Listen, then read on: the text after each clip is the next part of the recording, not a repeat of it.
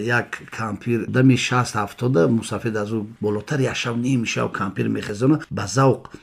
меҳрубонӣ карда акудами хоб да охи аз пешони мусафед як буса мегира дар дан ягон дандоне тормозро пропускат мекуна об барои мусафед нишев мешава мусафед талхакав хиёл мекуна титаник да дайро да ғалтидум ранги ҳамун филм мехеза ҳамун дастора мекуша қалоча кашида ки яхе нигоҳ мекуна шабида кампири худаш мега кампир тенҷи ай яъне тенҷи офта чӣ тенҷи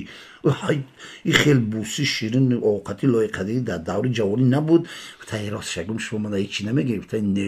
تای راست شگم همه دوره مکتب خوانده یک تاک دیگر را دوست می‌داشتم هوای همیشه همون کس در خوم درآمده شما را خیلی همون کس کردم دیگه خب مرد باید مرد باشه مسافر هیچی نمیگه شب دیگه میخزه محتوشا و غروری مردی ده هم تا نگاه میکنه پیشونی کامپیر میوه مشت میکنه میبندم وری گرم بس در پیشونی کامپیر میفروره کامپیر وای داد ده و اجینه پریسی و لغت کرد چی بالا راست میشه میبینم سر چوا میزنی؟ چوا میزنید؟ که مسافر سپاکوی نبگه کامپیر زنک تگیر که دینا شوینه لبونیک تیشب در خوی من معرکه میشد یک کلونسول شتگی نوبت میتیان سخن میبرم میگه سر کنم که همون جوانه حاضر چخه میخونن آخی کپکش چپا موندگی میگه رسونی همون مسافدی وای میخوندگی میگه ای بابا ای سال نمازم ای سی که بگه بچه می همین حافظی بسین سال چی دخل داره همین که مسافد اوج میگیرد میخونه به درجه اولی بلنگویا که میمونه ای جوان الکی خفه شده که میگه ای مسافد نه که آوازو قباد نیو لنتات پسیدگی بدای ای مسافر میگرده دیگه میکنه خونده ای وای دیدگی کو فلش که خدی میگه مایل لنتی ما پسیدگی بده که لنتی خودت خویدگی بدای یک زن فکر میکنه پیش یک دانشمند میره میگه که همین یگون مهربانی نیست همین اویله ده من همین شوهرم باور کنید میگه نمیدونم فقط دغل گام میزنن معامله دغل یگون راهش هست چقدر پول باشد من پیش پرداخت میکنم باقی میخوام که محبت مرد دریافت کنم گفته است دانشمند این کاری مشکل نیست شما میروید یک حیوان درنده ترین شیر است پلنگ است فهمیدید نه که با دست خودتون همون موی همون پشم بدن همون میبیورید من همونجا یک میخونم تمام میره محبت شما با مرد پیوسته انا تمام مرکز سودا بازار در اختیارتون خب فکر میکنه کجا میروید دیگر باقی حیوانات رفتن در کار برای پلنگ شیر دل شیفتن یا بر میره نگاه میکنه دو وقت که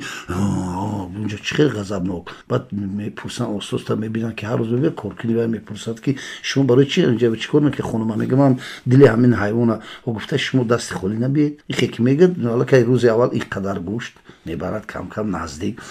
خب این هفته جانان هفته دیگه با گوشت هر روز گوشت حیوان چه گوشت خودش کیلوش دمی هفته جانان 10 روز ده خلاص دلی به دست میبره استاد همین مالش کرده کم که پشم میکند و راست پیش دانشمند میبیوره نم خیلی نشون میده میگه چی پشم چی تا پلنگ چی شما از زن پلنگ حیوانی درنده از کجا گفته زوپارک چیکار کردید هم طول 10 روز کم کم گوشت برده استادم مالش کرده نوازش کرده یک بار کرده گفته او گفته شما که یا پلنگ گوشت برده این نوازش کرده تو پشمش کنده واره تو سید همون یا مردک دم نوازش کنید دلش به دست یو دیگه نه دو دل میشه نه دو تن نه دو جون یک جوان یک دختره که دوست می‌دارند هر باری که وای از همون بگو با سگش سیر و گشت میبرمده این دخترک همین که میبرمده اینا میبرمده اصلا دخترها آروم خواب خاموشن که گام نمیزنن یکم پسر گام میزنن برای این پرسیدن که مرد کی تولد میشه و کی میمیره تا مرد امروز تولد میشه امروز میمیره و همین یکم چی گام میزنی آخه یکم کی گام زدی دون که تمام عقل تا میفهمم تو چه درجه میزون دا بار میکشن هم میبرمده است از رو برو دخترک خواب همراه سگش سایرگاش نقص دخترک زیبا شو چی نداره این رو برمده چند ماشین زندگی میکنه نماتون چی است باور کنید من شما را دوست داشتم هر ساعت 4-5 ساعت من فقط شما رو نگاه میکنم و یک ساعت میگرد 2 ساعت و خاموش این میره میدونه خای همین یک هفته هم که میره پای دختره کاملا که مونده میشود این قدر گپ زدن یکی نگاه میکنه که این پسرک انتظاره همون سگ میگیره سگشو دهنش اسکوچ میکنه بعد میبره سیر گشته این باچک سر میکنه